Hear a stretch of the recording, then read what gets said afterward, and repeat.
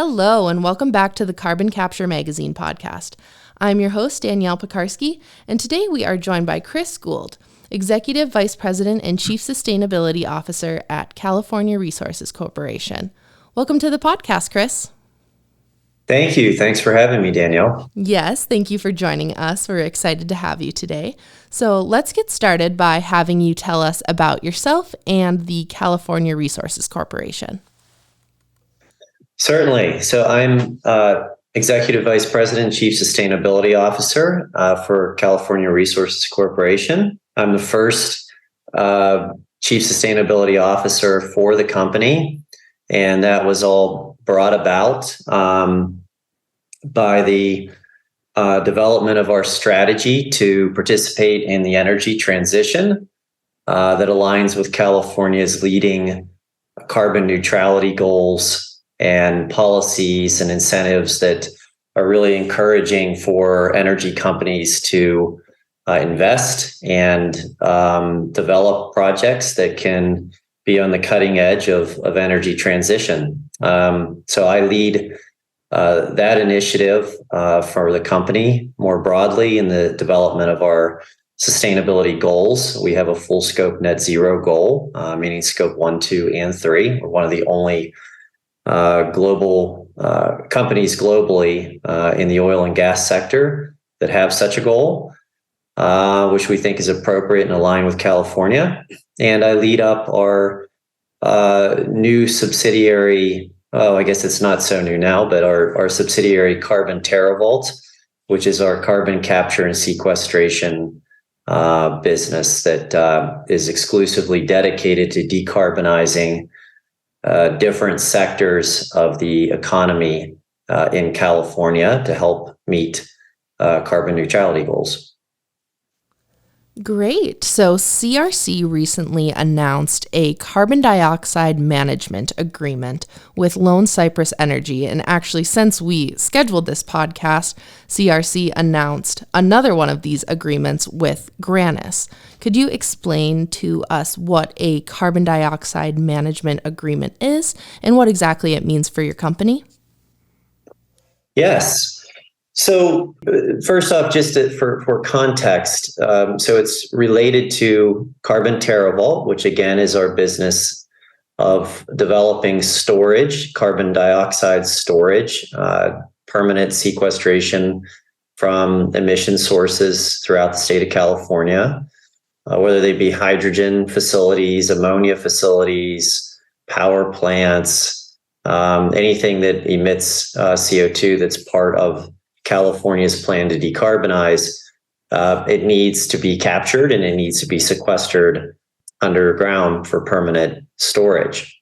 And so it's a nascent business, not just for Carbon TerraVault in California, but actually more globally and certainly in the United States. There's really only one commercial scale project right now in the United States that's been in operation for several years, and we think of ourselves as leading the renaissance, if you will, or the reemergence of CCS that's been brought about by the need to decarbonize and some of the federal and state policy incentives that are unique to California make that a viable business for us. We happen, as CRC, we have deep former oil and gas producing reservoirs that are highly conducive and suitable to be converted into CO2 sequestration reservoirs. And that is essentially the business of Carbon TerraVault to do so. Now, I think of it very much like the beginning when I say nascent industry, like wind and solar. It started out very small and grew very rapidly into global business scales. And carbon capture and sequestration is really on that same trajectory. We're sort of at the beginning of the commercial scale opportunity set. And therefore, like wind and solar, there really wasn't a contracting mechanism, in addition to the technology and everything else associated with it, the policies, there really wasn't a commercial framework to enter into agreements between, say, a solar provider and a solar purchaser or off-taker. That all had to be developed into something now called PPAs, purchase power agreements, that are standard in the industry. Well, carbon capture and sequestration as a service for third parties, like solar in the early days, doesn't have a standard boilerplate contract, right? It just doesn't exist. So in addition to the technology, we had to develop the commercial framework between the carbon capture, storage, transportation, and emission sources. And a carbon dioxide management agreement is that. That is what we call that commercial agreement between the emission source and ourselves, the emission storage or capture and or storage entity, depending on which role we play. And you can think of it as something much more advanced than an MOU, memorandum of understanding, that often comes out when two counterparties reach agreement to some broad concept of partnership. This is a much more advanced version of an MOU that specifies the economic and commercial terms of the agreement. So it's been ironed out between us and our partners, Lone Cypress and Grannis. And really the only step left is to turn it into a definitive document that represents the agreement. So we feel very good about not only developing this business opportunity from a technical perspective, but also really a first of a kind agreement from a commercial perspective around the management of carbon for third-party emission sources. Yeah, that's very interesting. So I understand that both of these projects have blue hydrogen aspects as well. Would you mind telling us about blue hydrogen and the role it will play in the clean energy transition? Yeah, absolutely. We're very excited about exactly that. As you can see, our first two carbon dioxide management agreements were related to blue hydrogen, and with Grannis also ammonia.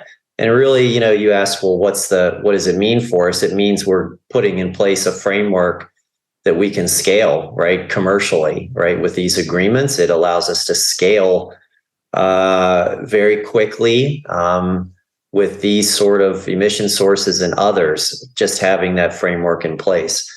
But with respect specifically to blue hydrogen, which is one of those opportunities, as evidenced by it's our first two CDMAs, we think it has a very important role to play in California's, world-leading carbon neutrality plan. So I say that because California has set a 2045 carbon neutrality goal, which is 5 years earlier than the Paris Agreement, which is 2050. Mm-hmm. CRC has also set that same goal in alignment with California, 2045, full scope net zero. In the entity that, better than my view on it, the entity that is responsible for mapping out California's pathways to carbon neutrality identified the need for hydrogen, both blue and green, to provide a fuel source for all sorts of end-use purposes. Most notably, I would say, is in transportation, right? So California, in addition to electric vehicles, has been at the forefront of advancing hydrogen for transportation fuels for, different than passenger vehicles are typically thought of for electric vehicles, plug-in electrics. California and many others think there's a role for medium and heavy duty transportation vehicles, trucks, transport, things like that are conducive to hydrogen as a fuel.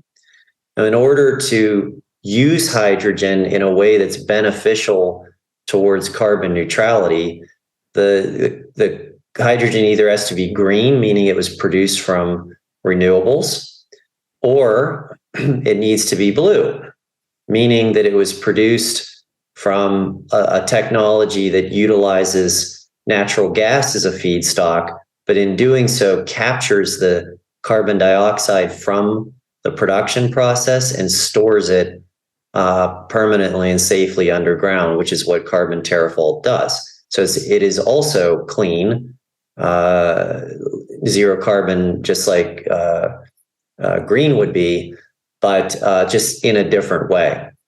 And what's important about that is what the California Air Resources Board, who's tasked with that pathway, has identified that green hydrogen is sort of on the horizon, if you will, right? It's going to take time for the infrastructure and the technology of electrolysis and the power. The grid is not 100% renewable right now. So it's going to take time for green hydrogen to proliferate and be a fuel that can be readily used. And in the interim, there's an opportunity to develop the blue hydrogen economy that can kickstart the entirety of the hydrogen economy. And believe me, as the California Resources Board points out, there's plenty of room and opportunity in the long run because the demand for hydrogen will be so large for both green and blue. But as evidenced by our carbon dioxide management agreements, blue is a solution that's here today. We can actually implement it. It's not on the horizon. It's executable right now. It can immediately begin to decarbonize the transportation sector in California, and that's why we're so excited about it. Yeah, it certainly sounds exciting, and you guys are ambitious too. So could you tell us a bit about your Elk Hills facility? And I read that that facility could be a stepping stone towards a net zero industrial park. What would that project entail? Absolutely. So unlike everything that we've talked about with Carbon TerraVault has been about our role in helping other sectors of the California economy decarbonize. And by the way, we're unique in that aspect. When most companies talk about carbon capture and sequestration, they're usually talking about their own carbon capture and sequestration, meaning their own emissions from their own facilities, their Scope 1 emissions. Carbon TerraVault, again, is one of the few commercial entities out there that is actually going after and helping other sectors of the economy decarbonize. Something that, for instance, the Science Based Target Initiative says we should be doing as a society, going after beyond your own value chain.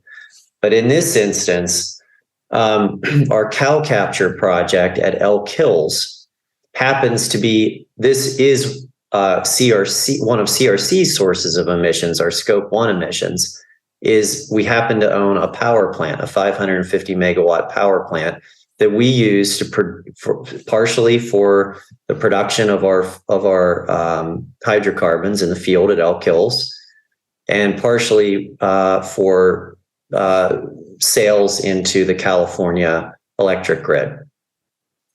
So what we plan to do there is put capture. We've done a feed study with the Department of Energy, and we've announced subsequent feed study with another entity next decade.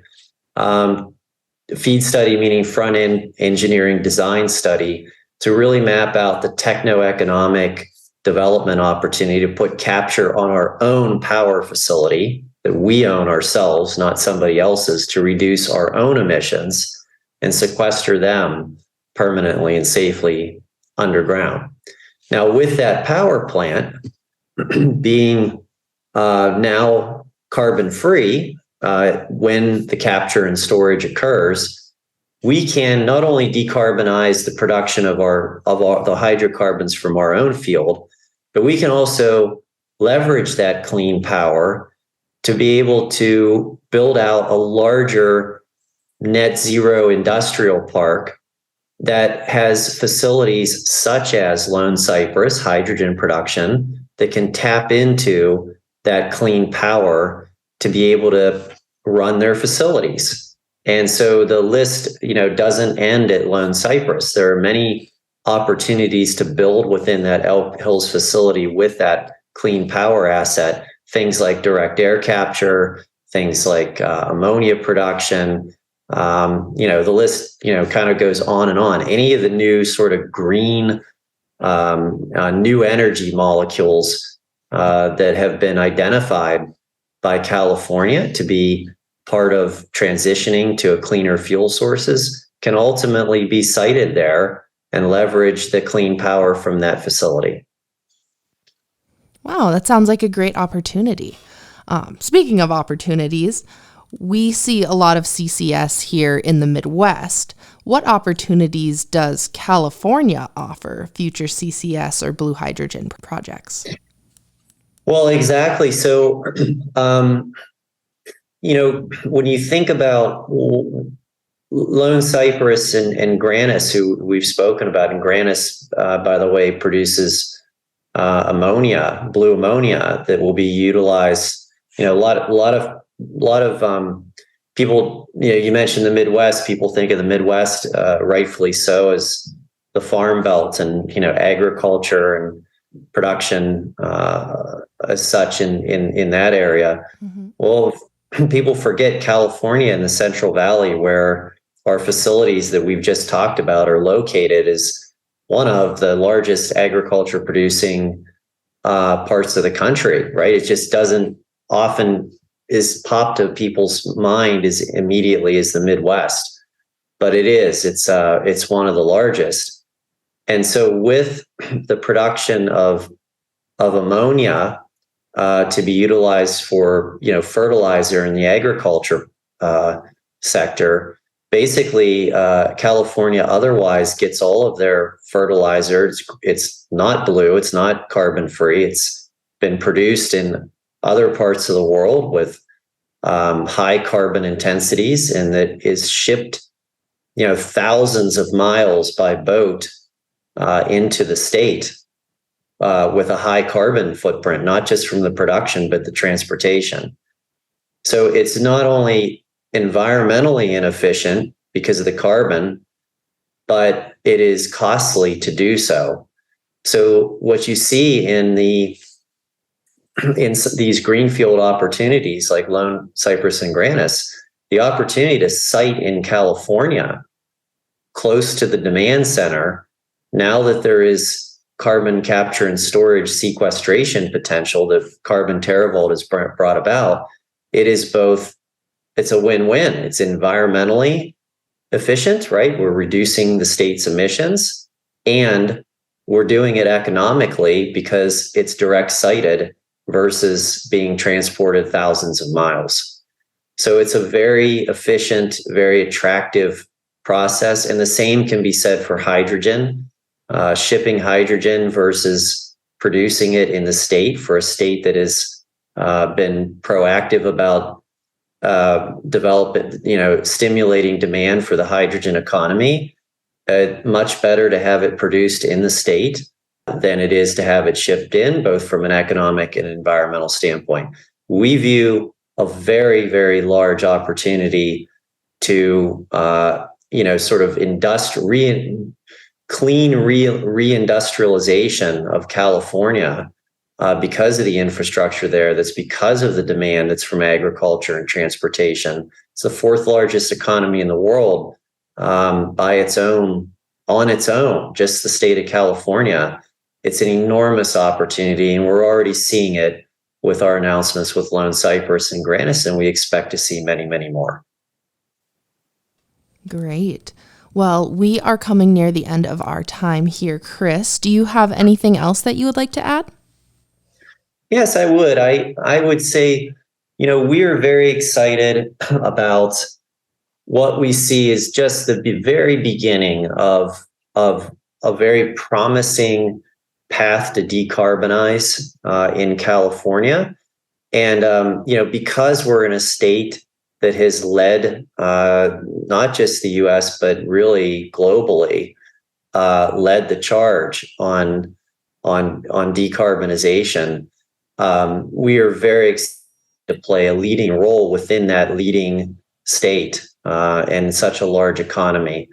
And so we just simply are very excited about our first two CDMAs. We're excited about the opportunities that they can play in both the decarbonization of transportation and agriculture, two of the largest emission sources, and certainly two globally, and certainly two large opportunity sets to decarbonize in California.